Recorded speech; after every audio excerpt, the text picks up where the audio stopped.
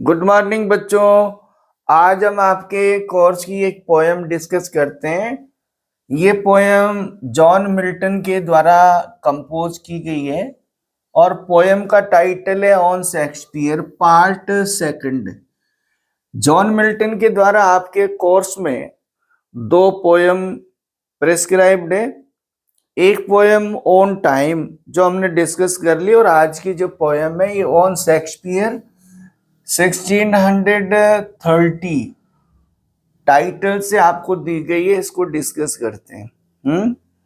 बच्चों, John Milton की यदि हम बात करें तो जॉन मिल्टन इंग्लिश लिटरेचर का greatest one just after Shakespeare. English literature में दो नाम ऐसे, शेक्सपियर और जॉन मिल्टन। तो ये पोयम जॉन मिल्टन के द्वारा लिखी गई है। इसके लिखे जाने की बात ये आती है कि 1630 में ये पहली बार फर्स्ट पब्लिश्ड अनोनिमसली।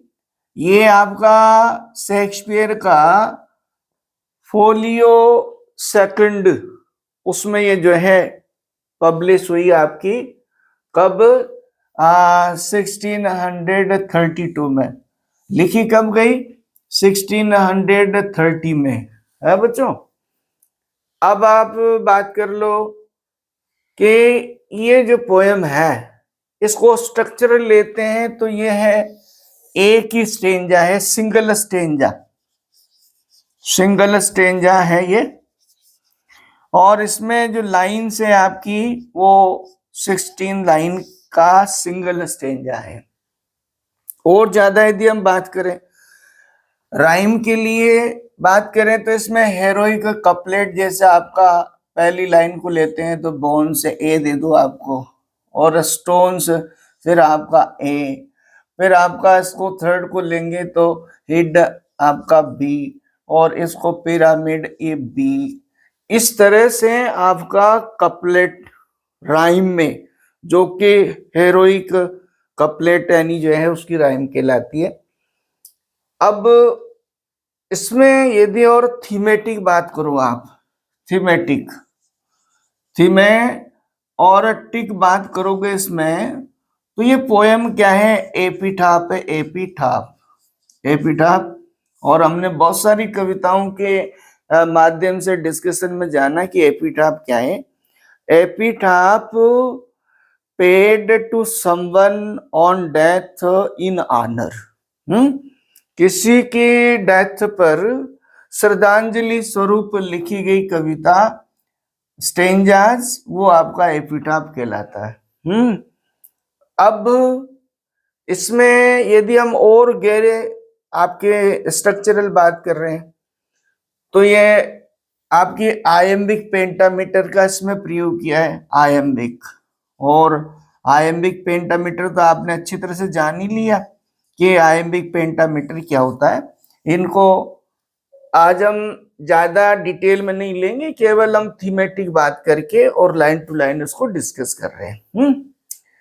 देखो इसकी जो है थीम है, थीम आपकी दो तीन तरह से थीम चलती है इसमें। एक थीम तो ये है कि इसमें a tribute to the great soul, and who is this great soul, Shakespeare को एक श्रद्धांजलि स्वरूप कवि ने अपना रेस्पेक्ट, अपना रिगार्ड एक्सप्रेस किया है। पर्सनली कवि करता है, लेकिन ये यूनिवर्सल एप्लीकेबल है कि दुनिया के लोग शेक्सपियर की ग्रेटनेस को कितना रिगार्ड करते हैं, ये इसमें झलकता है। नंबर एक तो ये है। नंबर दो, यदि थीमेटिक हम बात करते हैं तो वो ये है कि कोई भी, चाहे आपका कलाकार हो चाहे ह्यूमन बीइंग हो, वो इस दुनिया में यदि अमर रहेगा तो वो फिजिकल ग्लोरी है, in the cruel hands it perishes at gradual feet, वो धीरे धीरे खत्म हो जाती है। केवल मात्र on the ground of intellectual achievement, intellectual basis पे वो जिंदा रहता है, ये इसकी थीम है। और उसी के द्वारा वो posterity to posterity, generation to generation वो जिंदा रहता है। और इसी चीज को कवि ने इसमें बताने का प्रयास किया।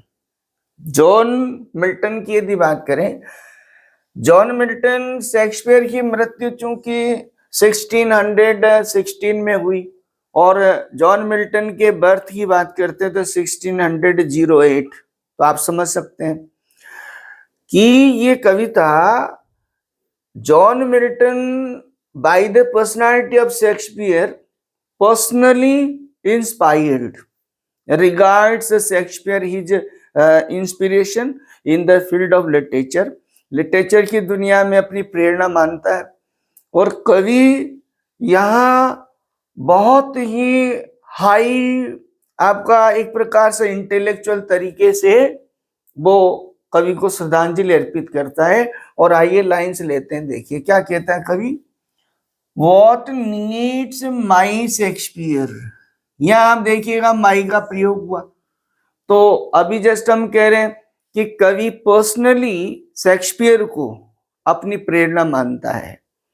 Poet means Shakespeare is no more now physically, शारीरिक रूप से अब कवि नहीं रहा, लेकिन to pay the homage, to pay the tribute, कवि अपना विचार इस तरह से करता है, फॉर हिज ऑनर्ड बोन्स है।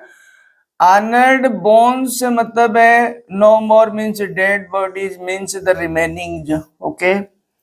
और क्या कह रहा है, the labour of an age, क्या, इन पाइल्ड स्टोन्स।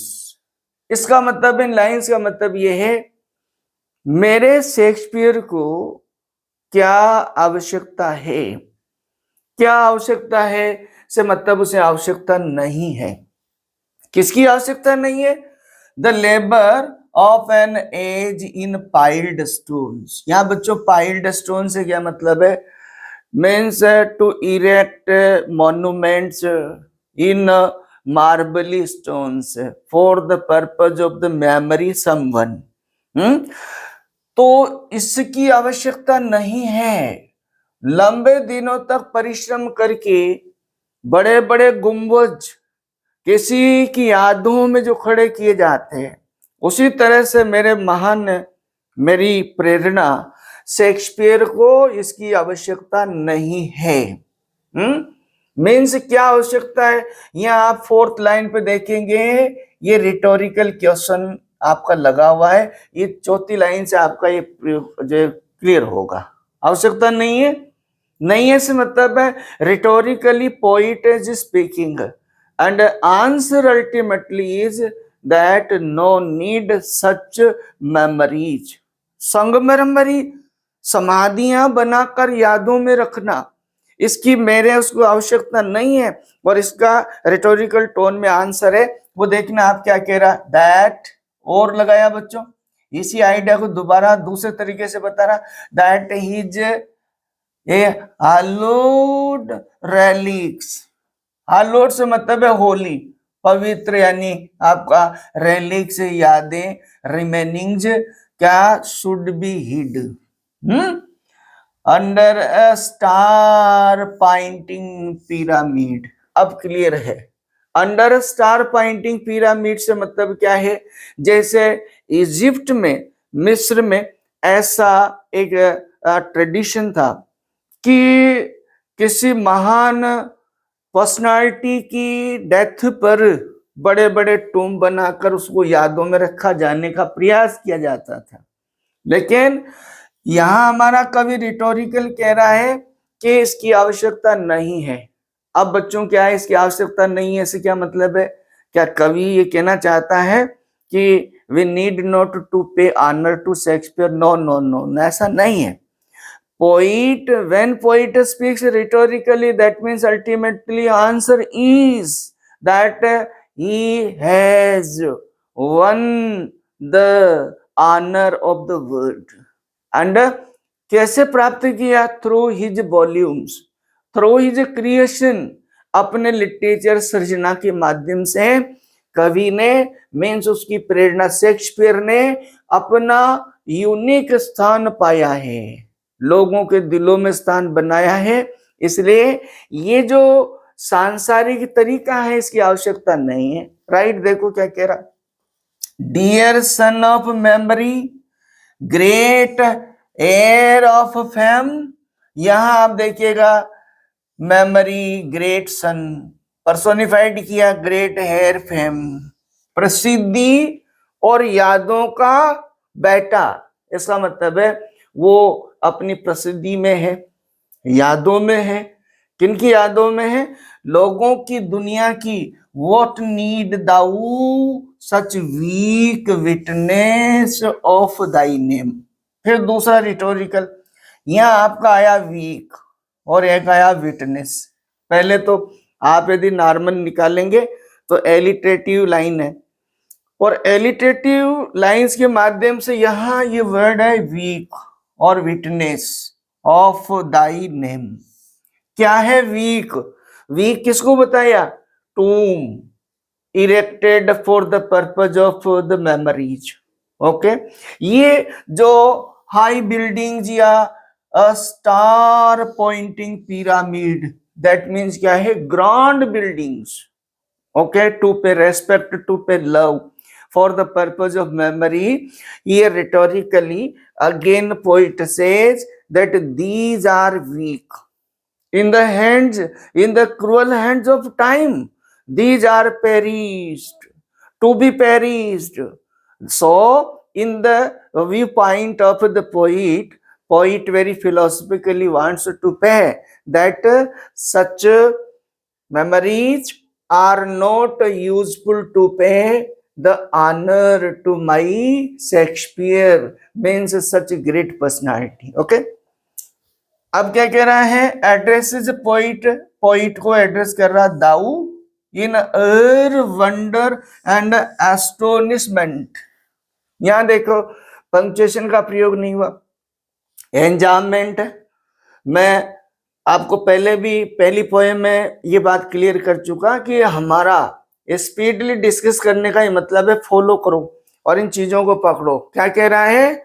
तुम तो हमारा आश्चर्य हो, तुम दुनिया के अजूबा हो। और अजूबा कैसे? Wonder and astonishment. क्यों? Bewildered the world. कहा यह जाता था कि शेक्सपियर मिराइड माइंडेड। कैसा माना गया? Myriad minded. And every morning he got up with new volume, new drama. वो हर दिन, हर सुबह नए सृजन के साथ, और ये हमारे दुनिया के लिए आश्चर्य का रीजन है। कितने? 37 ड्रामाज कंपोज्ड, एंड सोनेट की बात करें 154, अदर्स आल्सो। तो ये सारी बात वो यहाँ इसमें समाई हुई है। Has built thyself a lifelong monument. ये देखो यहाँ क्लियर कर दिया, तुमने अपने कृतित्व के माध्यम से अपने आप को लाइव और लॉन्ग, यहाँ वही एलिट्रेशन का प्रयोग करते हुए एक जीवंत और long till the posterities would move, दुनिया में जब तक मानव रहेगा, पीढ़ी दर पीढ़ी, आने वाली पीढ़ियों की नजरों में तुम जिंदा रहोगे तुम्हारे साहित्य के द्वारा, ये वो कह रहा है।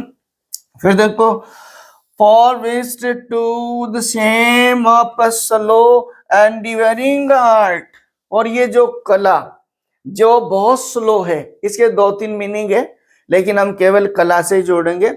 ऐसा कहना ठीक नहीं होगा कि अन्य जो सृजनकार है वो तुम्हारे सामने शर्मिंदा होते हैं, दैट्स नॉट इनफ। ये बात ठीक नहीं है। हम तो कहेंगे कि प्रस्तरों के माध्यम से, मॉन्यूमेंट के माध्यम से, कला के माध्यम से दुनिया के लोग लंबे कालांतर चल चल के ऐसी चीजें जो खड़ी करने का प्रयास करते हैं, लेकिन दाई इजी नंबर्स फ्लो, ये वही बात है, thy easy numbers flow and that each heart अरे भाई तुम्हारे अनंत easy numbers flow under thy pen, the production of thy mind, myriad mind, आपके मस्तिष्क की जो उपज कौन साहित्य हर दिल में बसता है, has from the leaves of thy क्या अन, और आपका वैल्यूड बुक, इसका ही कहा अनवैल्यूड बुक से मतलब है तुम्हारा जो साहित्य, बुक से क्या मतलब है बच्चों, तुम्हारा लिटरेचर। और यहां क्या कहा, ये फ्रॉम लीव्स, लीव्स का मतलब है पेजेस, और पेजेस से मतलब है जो कोई भी तुम्हारे साहित्य से गुजरता है वो उससे प्रेरणा लेता है। आपके ऐसा कहा गया शेक्सपियर का जो लिटरेचर है, there was nothing he didn't touch, ऐसा जिंदगी का कोई पहलू नहीं था जो शेक्सपियर के साहित्य ने टच नहीं किया। और जो कोई भी इसको पढ़ता था, या even the writers they used to take inspiration, you the inspiration for everyone, okay। और दोज डेल्फिक, यहां कहा गया डेल्फिक, इजिप्ट में डेल्फिक बड़ी बड़ी जो है श्राइन या बड़ी बड़ी बिल्डिंग्स के लिए लाइंस, डेल्फिक लाइन, उससे कंपेयर करके कह रहा है तुम्हारी ग्राउंड लाइंस विद डीप, आया नहीं, देखो इंप्रेशन टुक, और जिनका बहुत प्रभाव, शेक्सपियर की एक एक लाइन, एक एक फ्रेज दुनिया में मेमोराइज्ड है, दुनिया में प्रैक्टिकल है। उसने जितने भी जो है आपके फिलोसॉफिक आइडियाज एक्सप्रेस किए और उसके लिए कहा डीप इंप्रेशन, गहरा प्रभाव छोड़ती है। Then thou er fancy of itself और be living, और तुम हम सबकी प्रेरणा हो, does make us marble, तुम मार्बल का मतलब है एक प्रीसियस स्टोन, संगमरमर, और तुम अपने साहित्य के द्वारा क्या करते हो, प्योरीफाई द रीडर्स विद, और आपका टू मच कंसीविंग, यहां एक वर्ड यूज हुआ ना आपका अस किसके लिए आया है, दुनिया के लिए, वर्ड के लिए।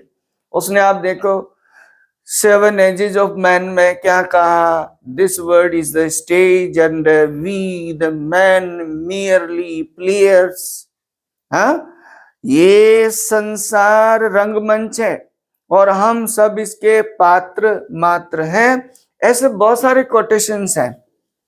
And so sepulchred in such pomp does lie, और इस तरह से शानदार तरीके से तुम अपने स्थान को बनाए हुए हो। यहाँ कब्र में लेटे हुए से क्या मतलब है, your position, okay, unsurpassable, in the world of literature you are unsurpassable, fathomed bosom you have, mirrored mind you have, that kings for such a tomb would wish to die। और बच्चों यहाँ लाइंस के माध्यम से कहा राजा, राजकुमार, महान बड़े बड़े लोग भी तुम्हारे जैसा सम्मान पाने को तरसेंगे, उनकी इच्छा ऐसी होगी कि वे भी तुझ जैसा सम्मान पाए। इन लाइंस के माध्यम से कवि ने एक बहुत ही बढ़िया एक इंटरनल जो लव और होमेज दी है, और ये हमारे लिए सबके लिए प्रेरणा है। मैं समझता हूँ बहुत शॉर्ट में आज हमने डिस्कस किया है ना, और मुझे विश्वास है कि आप फॉलो करेंगे, आपके लिए everything clear will be helpful. Okay, meet you in next video. Thank you.